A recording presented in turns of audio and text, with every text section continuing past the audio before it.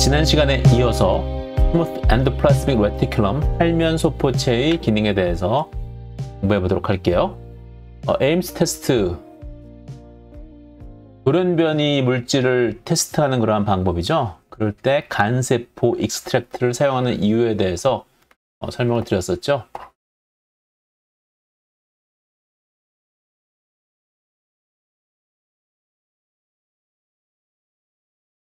바로 그 간세포의 스무스 엔도플라스믹 레티큘럼에 있는 사이토크롬 P450, P450이라는 이 효소에 의해서 하이드록실레이션 되면은 그 돌연변이원 물질이 좀 더 활성화될 수 있기 때문에 일단 간세포의 추출물을 같이 섞어서 돌연변이원 테스트를 한다고 말씀을 드렸습니다. 또한 간세포의 스무스 엔도플라스믹 레티큘럼, 다른 세포 말고 간세포의 활면소포체의 기능 중 하나는 글라이코젠 대사에 관여한다는 거예요. 자, 글라이코젠, 글루코즈, 밥을 많이 먹어서 영양분을 많이 섭취해서 포도당이 많이 남아 돌면은 우리 세포는 어떻게 해요? 포도당을 쭉 연결시켜 놓죠. 1,4 글라이코시틱 본드로 쭉 연결시켜서 뭘 만들어요? 글라이코젠을 만들죠. 왜 이렇게 할까요? 1번 탄소, 글루코스의 1번 탄소가 알데하이드기이기 때문에 반응기가 있어서 다른 분자와의 반응에 참여하면은 아무래도 안 좋으니까, 반응성이 있으면 안 좋으니까 그 반응성을 막아두는 역할을 하는 거죠. 그것도 이유 중에 하나죠. 쭉 연결되면 아무래도 저장하기가 편안하니까, 그죠? 이렇게 저장한 글라이코젠을, 자, 여기는 이 전체는 간세포예요. 전체는 간세포고, 여기는 간세포의, 이쪽은 세포질, 여기는 스무스 엔도플라스믹 레티큘럼의 내강, 루멘이에요. 엔도플라스믹 레티큘럼 활면소포체의 내강. 자, 세포질에 글라이코젠이 있고 혈당이 떨어지게 되면은 이제 글라이코젠을 분해해서 글루코즈를 만들겠죠. 자, 글라이코젠 포스포릴레이즈라는 엔자임이 자, 글라이코젠을 딱 잘라서, 끝부분을 잘라서 자르는 그림이 여기 나오죠. 그래서 뭘 만들어요? 글라이코젠 1포스페이트, 1,4 글라이코시틱 본드를 자르니까 아무래도 1번 탄소에 인산화된 글루코스 1포스페이트가 나올 것 같죠, 그죠? 어쨌든 글라이코젠이 처음 글라이코젠 포스포릴레이즈에 의해서 잘려서 나오는 첫 번째 프로덕트는 1번 탄소에 인산화가 된 글루코스 1포스페이트예요. 글루코스 1포스페이트는 뭔가 낯설죠. 글루코스 6포스페이트가 우리 좀 더 친숙하죠. 왜? 얘가 해당 작용에 쓰이는 그러한 인터미디에이트 중간 물질이기 때문에. 어쨌든 그래서 글루코스 1포스페이트는 포스포글루코뮤테이즈라는 효소에 의해서 1번 탄소에 붙어 있었던 포스페이트가 6번 탄소로 이동하면서 글루코스 6포스페이트로 바뀌게 돼요.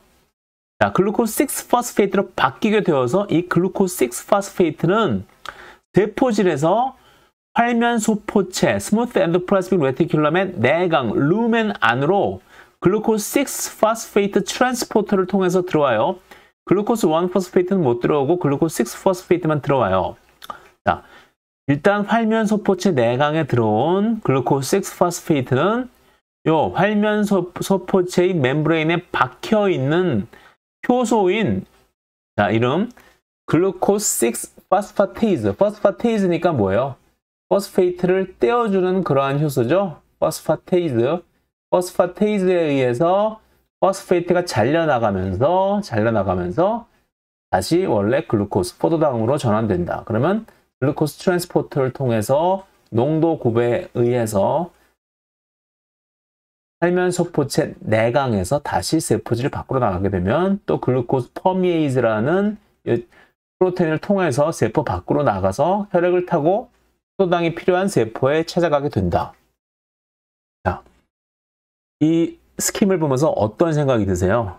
글라이코젠을 잘라서 글루코스 1포스페이트를 만들고 글루코스 6포스페이트를 만드는데 굳이 왜 글루코스 6포스페이트를 잘라서 글루코스를 만들 때 얘를 굳이 활면소포체 내강으로 보내야 할까? 그 이유가 뭘까? 여러분, 그 이유 한번 생각해 보세요. 이 글루코스 6포스페이테이즈라는 엔자임이 차라리 여기 세포질에 있었다면 어떨까? 왜 얘를 갖다 굳이 이 소포체 내강에 박아놓고 글루코스 6파스페이트의 6번 탄소에 붙은 파스페이트를 인산을 떼어내기 위해서 굳이 글루코스 6파스페이트를 소포체 내부로 불려들여야 할까? 되게 생각해보니까 되게 이상하죠? 궁금하죠, 그죠? 그러한 현상에 대해서 그냥 보고 당연한 것이라고 가정하고 외우는 것보다는 왜 그런 일이 일어날까 한번 생각해보는 것이 좋을 것 같아요.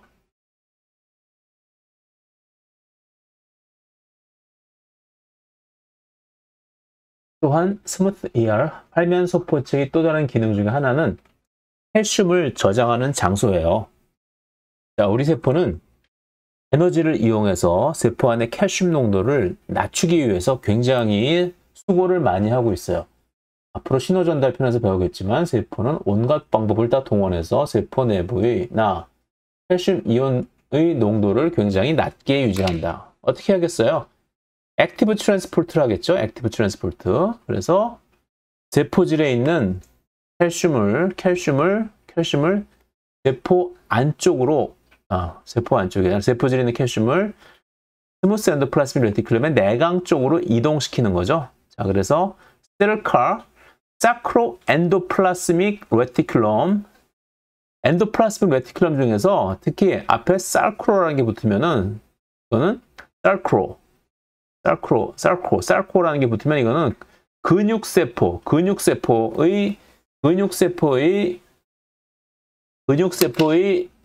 라는 형용사적 표현을 할 때 저 사크로라는 단어를 갖다 써요. 그래서 사르코 엔도플라스믹 레티큘럼이라고 하면은 근육세포에 있는 스무스 ER을 뜻해요. 사르코 엔도플라스믹 레티큘럼. 자, 그래서 사르코 엔도플라스믹 레티큘럼에만 있는 사르코 엔도플라스믹 레티큘럼 칼슘 ATPase. ATPase 이름을 보면 뭘 할 수 있어요? ATP를 가수분해해서 그 에너지를 이용해서 칼슘을 농도가 낮은 쪽에서 높은 쪽으로 농도 2배의 농도 차이에 역행해서 운반하는 펌프가 바로 ATPase겠죠. 칼슘 ATPase. 그래서 근육세포의 스무스 ER인 스무스 ER에 존재하는 사르코 엔도플라스믹 레티큘럼 칼슘 ATPase에 의해서 칼슘을 세포질에서 농도가 낮은 세포질에서 농도가 높은 활면 소포체 내강으로 액티브 트랜스포트 시켜가지고 세포질 안에 칼슘 농도를 굉장히 낮게 유지시킨다. 이렇게 근육세포의 스무스 ER인 사르코 엔도플라스믹 레티큘럼은 사르코 엔도플라스믹 레티큘럼 칼슘 ATPase를 통해 ATP를 이용한 다이렉트 액티브 트랜스포트로 스펠링이 틀렸죠. 사르코 R하고 C하고 바꾸면 돼요. 죄송해요. 칼슘을 농도 9배에 역행해서 칼슘 농도 낮은 세포질로부터 칼슘 농도가 높은 스무스 엔도플라스믹 레티큘럼 루멘으로 이동시킨다. 이런 메커니즘을 통해 세포질의 칼슘 농도는 10의 마이너스 7승 몰라 정도로 아주 낮게 유지된다. 반면 SER 루멘 안쪽은 10의 마이너스 3승 몰라 정도, 약 10,000배 차이가 나는 거죠. 그죠? 그런데 왜 세포질의 칼슘 농도가 낮아야만 하는지는 우리가 신호전달편에서 8장에서 공부해 보도록 할게요. 자, 지금까지 엔도플라스믹 레티큘럼 여러 가지 기능에 대해서 배웠어요. 러프 엔도플라스믹 레티큘럼과 그리고 스무스 엔도플라스믹 레티큘럼에 대해서 배웠죠. 이번에는 엔도플라스믹 레티큘럼하고 굉장히 비슷하게 생겼지만 기능은 조금 다른 골지체, 골지 애파라투스에 대해서 배울게요. 새로 등장하는 캐릭터 골지 애파라투스 혹은 골지 컴플렉스야. 골지 복합체 컴플렉스라고 부르기도 하죠. 발견하신 분 이름을 따서 지었다. 스밀러 골지. 되게 I자로 이름이 끝나면 여러분들이 좋아하는 뭐 람보기니, 제가 좋아하는 스파게티, 페투치니, I자로 끝나면 되게 이태리 이름이죠, 그죠? 이태리 출신의 의학자죠, 그죠? 이분이 1897년에 처음 발견했다. 골지체에서는 소포체에서 받은 단백질을 좀 더 다양하게 프로세싱, 가공한다는 게 뭐예요? 아미노산으로만 주로 이루어진 단백질에 당을 붙였다 띄었다 한다든가 리피드를 붙였다 띄었다 한다든가 이런 것들이 가공이죠. 또한 소포체에서는 가공까지 하고 포장해서 단백질을 최종 목적지로 보내는 일을 한다. 그리고 지난 시간에 배웠듯이 지질 중에서 대부분의 지질은 스무스 ER에서 만들어지지만 그 중에서 스핑고마일린과 당지질은 예외다. 얘는 어디서 만들어져요? 골지 애파라투스에서 만들어진다. 또 하나 복습하면은 러프 ER에서는 단백질의 N-글라이코실레이션의 첫 번째 스테이지인 뭐죠? 코어 글라이코실레이션이 일어나는데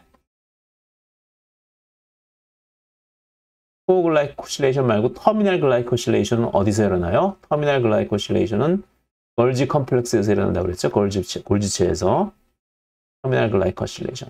또 하나 골지체에서 일어나는 글라이코실레이션 뭐 있어요? O 글라이코실레이션은 골지체에서만 일어난다. 그래서 N 글라이코실레이션은 러프 ER에서 첫 번째 스테이지인 코어 글라이코실레이션을 시작하고 두 번째 스테이지인 터미널 글라이코실레이션은 골지체에서 일어나고 반면에 O 글라이코실레이션, 산소에 당분이 붙는 O 글라이코실레이션은 골지체에서 일어난다. 이 정도는 외워두시면 좋아요. 자, 주변소포체, 러프 엔도플라스믹 레티큘럼. 여기서 표면에 있는 라이보솜에서 단백질이 만들어지죠. 소포체에서 만들어지고 일부, 완전히 끝난 것은 아니고 일부 프로세싱된 단백질은 최종 완성되기 위해서 트랜스포트 베지클, 수송소포에 쌓여서 그냥 허공을 여기서 세포질을 지나갈 수는 없으니까 수송소포라는 주머니에 쌓여서 반을 잘라서 안에 들어있는 단백질을 보여주기 위해서 이렇게 그린 거예요. 실제로는 구형이다. 소포에 쌓여서 골지체로 이동하는데 골지체는 이렇게 납작한 주머니가 여러 개 평행하게 있는 모양으로 이루어졌는데 이 주머니 중에서 소포체, 엔도플라스믹 레티큘럼에 가까운 쪽에 있는 네트워크를 시스 골지 네트워크라고 하고 반대쪽에서 좀 먼 쪽에 있는 곳을 트랜스 골지 네트워크라고 하고 중간에 있는 부분을 메디알 골지 네트워크라고 불러요. 메디알 골지 네트워크. 이 골지 네트워크들 사이에는 역시 소포체가 이동하면서 이 골지 네트워크 안에 있는 내용물, 수송하고자 하는 물질, 단백질이나 혹은 이 골지체가 가지고 있는 효소들을 옮겨주는 역할을 해요. 소포체에서 가까운 쪽을 시스 골지라 하고 세포막, 이쪽은 세포막이죠. 세포막에 가까운 쪽을 트랜스 골지라고 한다. 다른 말로는 소포체에서 좀 더 먼 쪽을 트랜스 골지 네트워크라고 한다. 그래서 끝까지 트랜스 골지 네트워크까지 다 온 단백질들은 역시 수송소포 트랜스포트 베지클에 쌓여서 완성된 단백질이 최종 목적지로 가게 된다. 최종 목적지는 어디예요? 세포막 혹은 세포 외부 분비, 세포 바깥으로 나가는 거, 엔도솜 혹은 라이소솜 나중에 배울 그러한 세포 내 소기관으로 이동하게 된다. 자, 러프 ER에서는 아까 얘기했듯이 코어 글라이코실레이션, N 글라이코실레이션 여기까지만 해서 줄게. 포도당 3개 붙였던 것을 내가 다시 떼어버렸어. 자, 여러분 코어 글라이코실레이션 기억나시죠? N 아세틸글루코사민 2개, 초록색으로 그린 만노즈 9개, 그리고 여기에 글루코스가 3개 붙어 있었죠? 그런데 걔가 ER에서 떨어져요. 왜 어차피 떼어낼 포도당을 미리 붙여놓았던 것일까? 이것도 역시 궁금하죠? 이것도 여러분 한번 생각해 보세요. 구글 검색 같은 거 해도 나와요. 하지만 대부분의 교과서에는 나오지 않기 때문에 저도 여기 쓰진 않았어요. 그 이야기는 뭘까? 아까 제가 찾아보라고 했던 것과 마찬가지로 충분히 가질 수 있는 궁금증인데 교과서에 답이 없는 그런 이유는 완벽한 이유가 정설로서 밝혀지지 않았기 때문일 수도 있고 여러 가지 이유가 있겠죠. 뭐 너무나 당연한 것이기 때문일 수도 있고, 그죠? 그래서 이런 것들이 궁금하면은 여러분들이 기정사실로 받아들이지만 마시고 왜 그런지 한번 찾아보시고 한번 생각을 한번 사고 실험을 한번 해보세요. 왜 글루코스를 코어 글라이코실레이션에서 3개 붙여놓는데 나중에 어차피 떼어낼 걸 왜 붙여놓을까? 그죠? 그러면 떼어낸 형태를 글루코스가 없는 형태의 당단백질을 누가 받아들여요? 골지체에서 받아들여서 N-글라이코실레이션 마저 끝내고 단백질 최종 가는 곳까지 얘가 배달해 준다는 거죠. 자, 안테로그레이드 트랜스포트와 레트로그레이드 트랜스포트 각각 방향이 달라요. 안테로그레이드 트랜스포르트는 ER에서 골지에서 멤브레인 쪽으로, 지금 그린 쪽에서 왼쪽에서 오른쪽으로, 그리고 레트로그레이드 트랜스포르트는 그 반대 방향으로의 물질을 이동을 뜻한다. 자, 정방향이겠죠. 안테로그레이드 트랜스포르트고 레트로그레이드 트랜스포르트는 역방향이겠죠. 정방향을 생각해 보면은 ER에서 만들어진 단백질이 여기서 파셜 프로세싱이 끝나고 수송소포에 쌓여서 시스 골지 네트워크를 통해서 미디얼 골지 네트워크를 통해서 점점 변형이 일어나서 최종적으로 트랜스 골지 네트워크에 도달해서 최종적으로 변형이 끝난 후에 역시 트랜스포르트 베지클을 타고 최종적으로 갈 곳, 뭐 세포막으로 바깥으로 나가서 분비가 되든지 아니면 뭐 라이소즘에 가든지 엔도즘에 가든지 이런 방향을 따라가는 것이고, 반대로 이동하는 경우도 있어요. 그게 바로 레트로그레이드 트랜스포르트이다. 두 개의 차이점에 대해서 공부해 볼게요. 엔테로그레이드 트랜스포르트는 좀 전에 얘기했던 것처럼 ER에서 만들어진 물질, 대부분 단백질이겠죠. 이 골지 애파라투스를 걸쳐서, 골지체를 거쳐서 세포막 쪽으로 가는 방향으로의 물질 수송을 뜻한다. 세포막 쪽으로 가는 방향, 이쪽 방향, 엔테로그레이드 트랜스포르트. 레트로그레이드 트랜스포르트는 위의 반대 방향으로, 세포막에서 반대쪽으로, 그렇죠? 골지에서 ER 쪽으로 물질의 이동을 뜻한다. 골지에서 ER로 돌아오는 단백질, 어떤 게 있을까? ER에도 많은 효소가 필요하겠죠. ER에도 필요한, 여기서 일하는 효소가 있을 거예요. 단백질 프로세싱을 담당하는 효소, 이런 것들. 이런 것들도 골지에서 프로세싱이 필요해야지, 골지에서 프로세싱을 해야지만 만들어지는 ER 효소가 있겠죠. 최종적으로 일해야 될 장소는 ER인데 얘도 골지에서 프로세싱이 끝나야지 완성되는 ER 효소가 있을 거 아니에요. 걔는 ER에서 만들어져 가지고 다시, 아니 골지에서, ER에서 만들어져서 골지에서 변형이 일어난 후 다시 유턴해서 골지로 돌아온다. 그때 유턴해서 돌아오는 방향을, 그러한 트랜스포트를 뭐라고 하느냐? 레트로그레이드 트랜스포트. 골지에서 ER로 돌아오는 단백질은 바로 그런 거죠. 그리고 텅 빈 수송소포.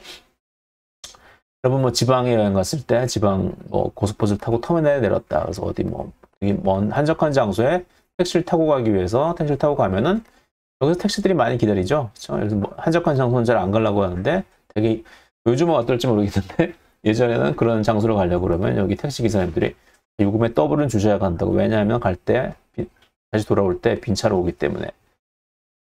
실제로 레트로그레이드 트랜스포르트도 안테로그레이드 트랜스포르트일 때는 되게 이렇게 안에 물질을 싣고 가지만, 단백질을 싣고 가지만 올 때는 빈손으로 오는 경우도 많아요. 텅빈 수송 소포도 이렇게 거꾸로 돌아온다. 텅빈 수송 소포, 안에 수송할 물질도 없는데 왜 괜히 돌아올까? 에너지를 낭비하면서. 그렇죠?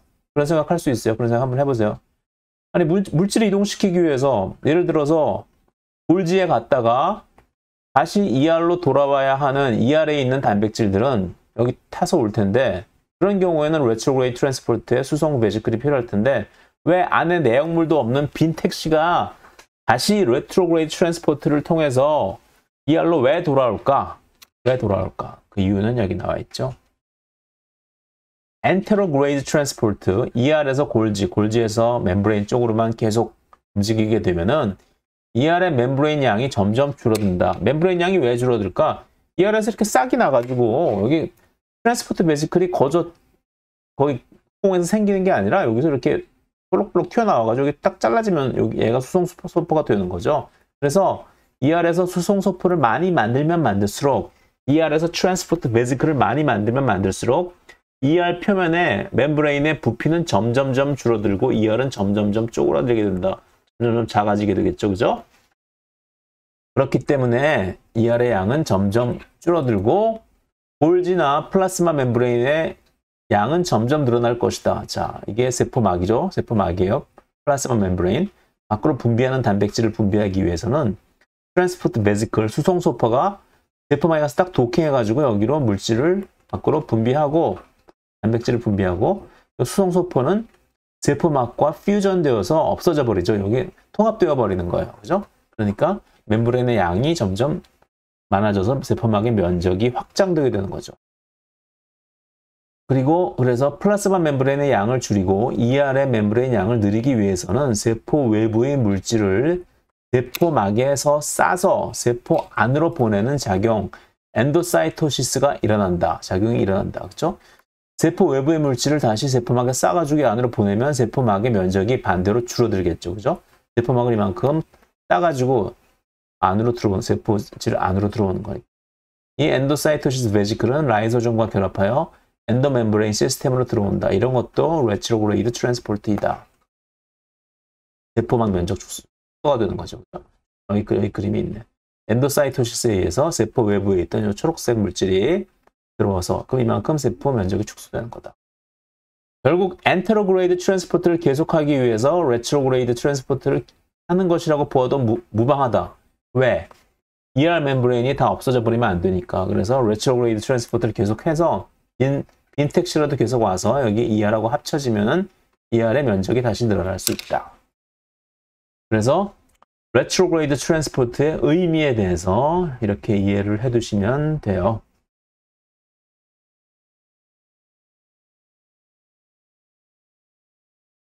그리고 골지체의 또 다른 기능, 아까 말씀드렸듯이 N-글라이코실레이션의 두 번째 스텝, 최종 단계 터미널 글라이코실레이션과 그리고 산소에 당이 붙는 O-글라이코실레이션이 골지체에서 일어난다. N-글라이코실레이션의 최종 단계, ER에서 이 형태로 온다고 그랬죠. 코글라이코실레이션이 된 상태, N-아세틸글루코사민 2개, 만노즈 9개, 그리고 여기 글루코스가 3개 있었는데 그걸 떼어버린 상태. 이 상태로 골지 안으로 오게 되면은 굉장히 복잡한 반응. 여기 보면 뭐 퓨코스라는 것도 붙고 갈락토스도 붙고 사일릭 애시드도 붙고 이런 형태가 만들어졌는데 이게 하나의 예일 뿐 꼭 이런 건 아니라는 거죠. 꼭 이렇게 붙는 것은 아니고 중간 단계에서 멈추기도 하고 오히려 더 떨어지기도 하고 여러 가지 변형 패턴이 일어난다. 굉장히 복잡한 반응이에요. 그래서 다양한 N-글라이코실레이션에 의해서 다양한 N-글라이코실레이션 패턴, 다양한 형태로 단백질에 당분이 붙은 패턴의 당단백질, 글라이코프로테인이 어디서 만들어진다? 골지체에서 만들어진다. 또한 O-글라이코실레이션은 뭐예요? O-글라이코실레이션, 세린이나 트레오닌. 자, OH를 R그룹으로 가지고 있는 아미노산 3개 외우더라고 그랬죠? 세린, 트레오닌, 그리고 타이로신. 타이로신은 이렇게 벤젠 링이 있기 때문에 세린하고 트레오닌은 하고는 좀 달라요. 물리적 성질이 좀 다르기 때문에 얘는 좀 별도로 취급하죠. 그죠? 세린하고 트레오닌은 거의 비슷하게 생겼죠. 그래서 세린의 인산화가 될 때도 트레오닌에 같이 인산화시키는 단백질 프로테인 카이네이즈도 있고 그리고 글라이코실레이션에도 세린이나 트레오닌에 비슷하게 일어난다. 어쨌든 세린이나 트레오닌의 OH 하이드록실 레지듀에 일어나는 글라이코실레이션을 O-글라이코실레이션이라고 한다. O-글라이코실레이션은 N-글라이코실레이션에 비해 당이 결합하는 패턴이 단순하다.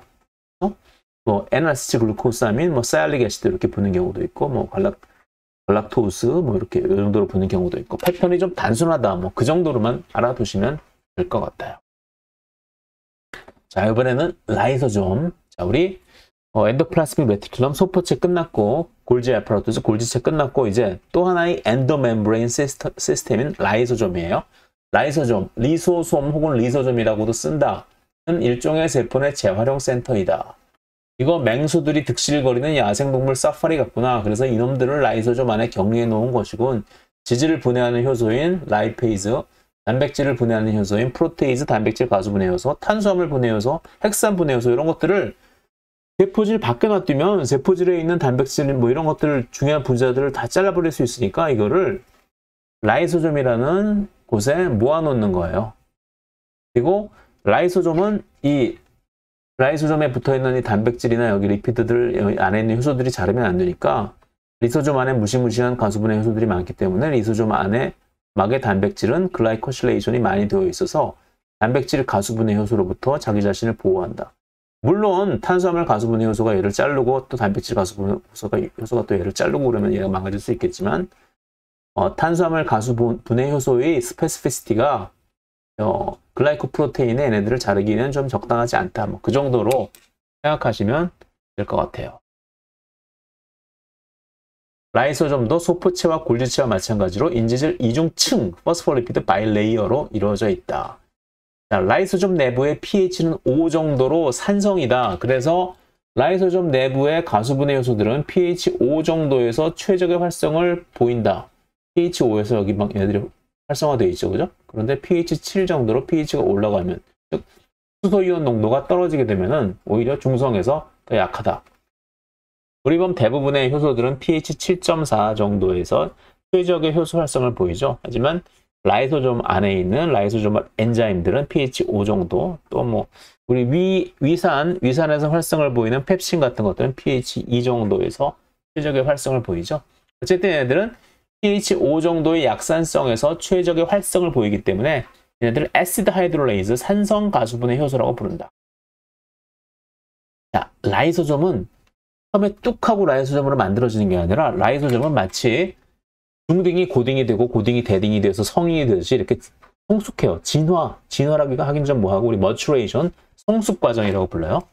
자, 그래서 엔도좀, 처음에는 엔도좀의 형태여서 엔도좀이 라이소좀으로 바뀌게 된다. 엔도좀이 early 엔도좀, 뭐 중학교 1학년, 그리고 late 엔도좀, 뭐 고등학교 3학년, 점점 에티를 벗고 점점 더 성숙해서 최종적으로 대필이 아니 대학생 성숙한 성인이 된다. 자, 개체가 성숙하는 것처럼 세포 내 소기관이 엔도점이 점점 성숙해서 다른 소기관으로 바뀐다. 자, 엔도점은 미성년자, 그렇죠? 그리고 라이소점은 성년, 어른이라고 보면 돼요. 세포 외부에서 들어온 분자도 라이소좀 안에서 재활용된다. 세포막이에요. 엔도사이토시스, 세포 내부 합입 과정에 의해서 세포 외부 분자가 들어와요. 엔도사이틱 베지클이 만들어지죠. 세포막이 이렇게 딱 인베지네이션 되면서 딱 떨어져 나가서 이렇게 소포가 만들어져요. 그럼 소포에 얘를 소화하기 위해서, 세포에서 받아들인 분자를 소화하기 위해서 애시드 하이드롤레이즈 산성 가수분해 효소가 마구마구 여기에 같이 결합을 해서 이 세포 이입 소포 엔도사이틱 베지클과 베지클이 산성 가수분해 효소를 받아들이는 형태를 뭐라고 부르냐? 초기 엔도점, early 엔도점, 중학교 1학년 정도. early 엔도점에는 세포 외부로부터 유입된 분자와 골지체에서 만들어진 산성 가수분해 효소가, 역시 골지체에서도 소포에 쌓여가지고 산성 가수분해 효소, 여기 돼지코처럼 있는 거 까만 게 산성 가수분해 효소지, 까만 것들이 소포에 쌓여가지고 이 소포들이 서로 퓨전을 하는 거죠. 서로 소포들이 퓨전을 해서, 즉 엔도사이틱 베지클과 여기 트랜스포트 베지클이 서로 퓨전해서 서로 융합해서 뭐가 만들어진다? early 엔도점, 중학교 1학년짜리 early 엔도점이 만들어지고, 얘가 점점 더 많은, 중학교 1학년 때, 저 때는 뭐 영어 처음으로 배우고, 요즘 초등학생도 영어 배우지만, 자꾸 옛날, 라떼 이즈 홀스 옛날 얘기 만드는데, 점점 학식이 높아지면서 중2, 중3을 거쳐서 고1 때쯤 되면 이제, 레이트 엔도점이라고 부르는 거죠. 레이트 엔도점이 되면서 이제 중학생에서 고등학생으로 넘어가면서 점점 뭐가 바뀌어지냐? pH가 바뀌어져요. pH를 바꾸기 위해서는 어떻게 할까? pH를 낮추기 위해서는 안으로 수소이온을 많이 이동시키면 되죠. 수소이온을 어떻게 이동시켜요? 자, 액티브 트랜스포트를 이용해서 ATP를 가수분해해서 세포질 안에 수소이온을 엔도솜, 레이트 엔도솜 안으로 집어넣으면 얘가 머추레이션이 되는 거다. 그래서 고1, 고2, 고3을 거쳐서 드디어 라이소좀, 드디어 대학생이 됐다. 수능 마치고 드디어 대학생이 된 성숙한 라이소점이 된 거죠. 드디어 엔도점에서 라이소점으로 성숙했다. 라이소점은 pH가 5 정도로 낮고 이 안에 그동안 배웠던 모든 지식이 뭐예요? 중학교 3학년, 고등학교 3학년을 통해서 모두 배운 지식, 엔도점, early 엔도점을 거쳐서 레이트 엔도점이 되면서 획득한 많은 뭐예요? 거긴 뭐야? 바로 위에 있는 이러한 가수분해 효소들이죠. 가수분해 효소들을 모두 다 컬렉션이 끝나면, 수집이 끝나면 이제 라이소점이 된다는 거죠. 라이소점. 자, 마지막으로 퍼록시점. 퍼록시점은 여러모로 라이소점과 비슷하게 생겼어. 전자현미경으로 관찰하면 라이소점보다는 좀 구조가 간단하게 보이는 것의 차이라고 할까? 실제로 사진을 봐도 뭐 전공하지 않은 사람들은 잘 모를 정도로 라이소점이나 퍼록시점 비슷하게 생겼어요. 그것보다도 퍼록시점의 가장 큰 특징은 과산화수소 하이드로젠 퍼록사이드를 만들기 때문에 이름이 퍼록시점이에요. 과산화수소를 만들어내고 분해하는 세포 내 소기관이라는 뜻이지, 우리 동물세포, 식물세포, 균류세포 모두 다 퍼록시점을 가지고 있다. 그만큼 퍼록시점의 기능이 중요하기 때문이지. H2O2. 예전에 반바지 입고 골목에서 축구하다가 뭐 넘어져가지고 무릎이 까지면 무릎에서 피가 철철 나면은, 피가 나는 것을 실감 있게 보이기 위해서 빨간색으로 그리면은 피가 막 난다. 그러면 옥시풀이라는 게 있어. 옥시풀. 요즘 여러 가지 무슨 마데카솔 연고 뭐 그런 걸 바르지만 이 빨간 약이라고 해서 뭐 요오드 용액을 이용해 가지고 뭐 소독을 시켜주기도 하는데 뭐 옥시풀이라는 게 있었어요. 이 가루를 딱 떨어뜨리면 여기 H2O2 순식간에 환원이 되면서 산소가 쭉 발생하죠. 산소가 발생하면 여기만 있을 험기성 세균들을 멸균시킬 수 있을 정도로. H2O2가 일종의 살균제로 사용했죠, 그렇죠?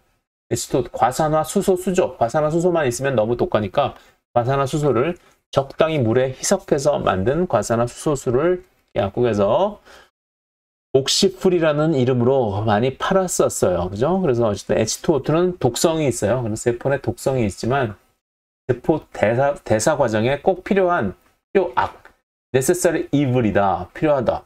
그래서 H2O2가 사실 굉장히 소량으로는 세포 안에 항상 필요해요. 이게 신호전달 분자로 사용되기도 하고 뭐 여러 가지 분자들의 활성화를 위해서 세포에서 꼭 필요한 효소들의 활성화를 위해서 H2O2가 꼭 필요한 경우도 있어요. 그래서 H2O2는 세포 안에 극미세량 존재하는데 그 H2O2를 만들어진 H2O2가 쓸모가 없어지면 다시 분해하는 그러한 기능을 모두 다 한 세포 내 소기관 안에 넣어놓고 거기서 H2O2의 생성과 분해를 모두 관장한다. 그 기관이 뭐다? 페록시좀이다. 그렇기 때문에 꼭 필요한 필요악이기 때문에 꼭 만들어야 되기 때문에 하지만 아무데나 막 돌아다니면 위험하기 때문에 하이드로젠 페록사이드 H2O2 과산화수소는 과산화수소죠. 수소 H2O2 산화수소 H2O는 물이고 산화가 더 많이 되었다는 거죠. 과산화. 그런데 이 약국에서 파는 건 과산화수소수예요. 과산화수소를 물에다가 희석시킨 과산화수소수. 그래서 과산화수소는 세포 내 특정 소기관인 페록시좀에 가두어 놓고 그곳에서만 생성시키고 분해도 페록시좀 안에 있는 효소인 케탈레이즈에게 맡긴다. 자, 케탈레이즈. 여기 보시면 뭐가 있어요? 힘이 있죠. 힘을 4개 가진 헤테로테트라머 똑같은 소단위체가 4개 있는 그러한 효소예요. 케탈레이즈가 RA 반응을 촉매해서 하이드로젠 페록사이드 H2O2를 제거한다. 자, H2O2를 분해하면 물하고 산소가 생기게 되죠. 그죠? 페록시좀은 탄소 개수 12개 이상으로 긴 패티 애시드, 디아미노애시드, 원래 우리 단백질을 이루는 아미노애시드는 L아미노애시드죠. 옵티컬 아이소머, 디아미노애시드 등 세포 내 다른 곳에서 쉽게 분해하기 힘든 물질들을 맡아서 분해한다. 디아미노애시드 여기 그렸죠? 팻을 저장하는 씨앗의 페록시좀을 글라이옥스점이라고 하는데 우리 견과류 같은 거 보면은 그 안에 굉장히 팻이 많이 들어있죠? 싹이 틀 때 저장한 팻을 탄수화물로 바꾸는 역할을 한다. 자, 이제 간단하게 마이토콘드리아와 클로로플라스트에 대해서 공부해 보도록 할게요. 얘네들은 워낙 중요한 세포 내 소기관인데 에너지를 만드는 세포 내 소기관인데 그 에너지를 만드는 메커니즘에 대해서는 2학기에 배울 세포 생물학의 생화학 파트에서 좀 더 자세하게 배우도록 하고요. 여기서는 그냥 간단하게 공부하고 넘어가도록 하죠. 마이토콘드리아. 앞에서 엔도심바이오시스에 의해 진핵세포 내부에 들어와 살게 된 것이 마이토콘드리아와 엽록체라는 것을 배웠지. 엔도심바이오시스가 입장에서 오탈 내줬네. 심바이오시스에 의해 이제 미토콘드리아에 대해 좀 더 자세하게 알아보자. 미토콘드리아는 아마 일본 대부분의 우리 학술 용어가 일본식 한자어에서 왔죠. 이거 뭐 사립체라고 부르기도 해요. 사립체라는 거는 실 모양이라는 거죠. 그래서 세포 실제로 관찰해 보면은 미토콘드리아 이렇게 실 모양으로 길쭉길쭉하게 들어있기 때문에. 그런데 이 뭐 사립체라는 말을 잘 안 쓰기도 하지만 저희 대학교 때 은사님께서 사립체 말고 활력체라는 말을 쓰자. 왜냐하면 활력, 힘을 만들어내는 ATP를 만들어내는 세포 내 소기관이기 때문에. 그래서 그분이 활력체라는 단어를 많이 미셨는데 별로 쓰시는 분이 없는 것 같아요. 그 학술 용어라는 게 한두 분이 미신다고 되는 게 아니긴 하죠. 하지만 활력체라는 이름 아주 좋은 것 같아요. 저는 앞으로 미토콘드리아의 한국말은 활력체라고 그렇게 쓰려고 해요. 사립체는 사실 뭐 일본말에 가깝고요. 그죠? 우리나라에서 거의 안 쓰니까. 자, 미토콘드리아도 핵처럼 외막과 내막 두 겹의 인지질 이중층으로 이루어졌다. 이너 멤브레인과 아우터 멤브레인. 그리고 중요한 아우터 멤브레인과 이너 멤브레인 사이의 공간인 인터 멤브레인 스페이스가 있다. 마이토콘드리아의 외막 아우터 멤브레인은 처음 내부 공생을 할 때 진핵세포 안으로 들어올 때 진핵세포의 세포막에 쌓여서 들어올 거 아니에요? 쌓여진 진핵세포의 세포막에서 분해되는 것이다. 그리고 마이토콘드리아는 에너지를 많이 필요로 하는 근육세포나 정자에서 많이 발견된다. 자, 이게 미토콘드리아의 아우터 멤브레인. 아우터 멤브레인은 많은 포린이 있어요. 포린이 있어가지고 작은 분자들이 쉽게 움직일 수 있어서 실제로 이 아우터 멤브레인은 굉장히 투과성이 높아요. 우리 때문에 막간 공간은 조성이 세포질과 거의 유사함. 그리고 여기 내막에는 전자전달계를 담당하는 여러 효소들이 있죠. 전자전달계에 나중에 다시 공부할 기회가 있을걸. 그리고 ATP를 만드는 F0, F1 복합체. 그리고 이 전자전달계에 의해서 이 수소이온 농도 기울기가 생기죠. 그래서 이 막간 공간에 수소이온이 굉장히 많이 모여서 이 막간 공간에 수소이온 농도를 허물면서 액티브 트랜스포트와 반대죠. 액티브 트랜스포트는 수소이온 농도 기울기를 이용해 인다이렉트 액티브 트랜스포트는 수소이온이나 다른 이온 농도 기울기를 이용해서 다른 이온을 그 농도 구배에 역행해서 움직이는 것이고, 그렇게 하기 위해서 다이렉트 액티브 트랜스포트를 하죠. ATP의 에너지를 이용해서 특정 이온을 농도 구배에 역행해서 움직이는 게 다이렉트 액티브 트랜스포트죠. 그래서 여기서 마이토콘드리아에서 ATP가 만들어지는 과정은 그 다이렉트 액티브 트랜스포트의 정확하게 역반응이라고 생각하시면 됩니다. 다이렉트 액티브 트랜스포트는 ATP를 가수분해해서 ATP 에너지를 이용해서 수소나 소듐 같은 이온의 농도 기울기를 만드는 것인데, 반대로 이 마이토콘드리아에서는 이미 만들어진 수소이온의 농도 기울기를 이용해서 ATP를 오히려 합성한다. 이게 바로 마이토콘드리아에서 ATP를 합성하는 방법이죠. 양성자 농도 기울기는 내막의 전자전달계에 의해서 양성자 농도 기울기가 생기면, 프로톤 그레디언트가 생기면, 일렉트론 트랜스포트 시스템에 의해서 프로톤 그레디언트가 생기면 그것을 이용해서 ATP를 만든다. 내막에 있는 F0, F1 복합체예요. 이 복합체는 양성자 기울기를 에너지로 사용해서 ATP를 합성한다. 이건 좀 더 자세하게 2학기 때 배우도록 하죠. 이 책에 잘 나와요. 이것도 우리 포도당을 갖다가 분해할 때 처음에 글라이콜라이시스에서 두 개의 파이루베이트로 분해하고, 파이루베이트는 다시 아세틸 코에이로 바뀌어가지고 TCA 사이클에 들어가게 되죠. TCA 사이클은 어디서 일어나요? 마이토콘드리아. TCA 사이클에 관련된 효소는 마이토콘드리아 안에 존재한다. 그리고 마이토콘드리아만의 DNA를 가지고 있어요. 나는 약 2만 베이스 페어 정도의 크기, 전자전달계를 이루는 단백질, 마이토콘드리아에서 쓰이는 RNA 등을 코딩하는 유전자를 가지고 있습니다. 엽록체. 엽록체는 식물세포만 가지고 있는, 당연하겠죠. 광합성의 소기관. 마이토콘드리아는 인지질 이중층이 두 겹뿐인데, 엽록체는 외막도 있고 내막도 있고, 이 안에 제3의 멤브레인인 틸라코이드 멤브레인도 역시 있어요. 엽록체는 라이트 디펜던트 리액션과 라이트 인디펜던트 리액션, 광의존 반응과 광비의존적 반응. 예전에는 명반응, 안반응이라고도 하기도 했는데, 안반응이 꼭 빛이 없어서 일어나는 건 아니고 빛이 필요 없다는 뜻이에요. 그래서 명반응, 안반응보단 광의존적 반응과 광비의존적 반응이라는 게 좀 더 정확한 표현 방법이겠죠. 어쨌든 첫 단계 광의존적 반응을 통해서 여기 엽록체에서는 빛 에너지를 이용해서 아주 복잡한 시스템, 자세히 얘기하지 않을게요. 그래서 역시 수소이온 농도 기울기를 만들고, 수소이온 농도 기울기를 깨면서, 이건 F0, F1 ATPase가 아니라 앞에 C자가 있죠. 얘는 클로로플라스트. 엽록체에 있는 ATP 합성하는 분자 기계라서 이름을 그렇게 붙였어요. 그래서 수소이온 농도 기울기를 이용해서 ATP를 합성해낸다. 그런데 이러한 것들은 어디서 일어난다? 틸라코이드 멤브레인 안에서 일어난다. 수소이온 농도 기울기는 이 틸라코이드 멤브레인 안쪽에 생성이 된다. 그래서 여기를 이렇게 틸라코이드 멤브레인이 쌓여 있는 것을 그라나라고 하고, 하나를 그라나라고 하고, 여러 개 쌓여 있으면 그라넘이라고 하고, 이 스페이스, 이 엽록체 안에 스페이스를 스트로마라고 해요. 그래서 아까 얘기했던 이 라이트 디펜던트 리액션은 이 틸라코이드에서 일어나고, 틸라코이드에서 만들어진 ATP와 여기서 또 만들어진 NADPH 같은 것을 이용해서 실제로 합성하는 과정은 Light Independent Reaction, 거기서는 빛이 필요 없죠. 그것은 스트로마에서 일어난다.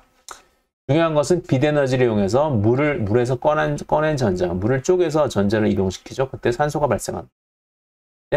실라코이드 멤브레인 안팎에 수소이온 농도 기울기가 생기고 그것을 이용해서 ATP를 합성한다는 거야. 자, 여기까지 하도록 하겠습니다. 수고하셨습니다.